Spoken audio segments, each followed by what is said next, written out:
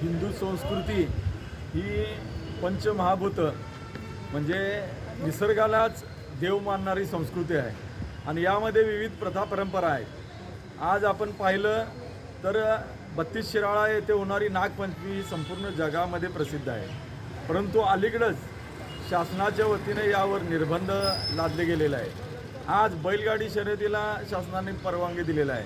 वेगवेगळे जे प्राण्यांना इजा होईल म्हणून शासन काळजी घेते, परंतु या 32 शिराळ्याच्या नागपंचमीमध्ये कोणतीही सापांना अथवा नागांना इजा होत नाही, तर त्यांची पूजा होते, म्हणजे त्यांना देवाचा दर्जा बहाल केला जातो।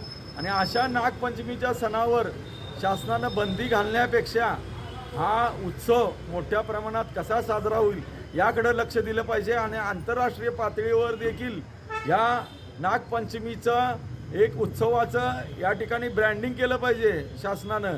आणि उलट शासन याच्यावर बंदी घालते, हे अतिशय निषेधार्ह बाब आहे आणि हिंदूंच्या प्रथा परंपरा ज्या पूर्वापार चालत आल्या आहेत याच्यावरची बंदी कदापि आम्ही सहन करणार नाही।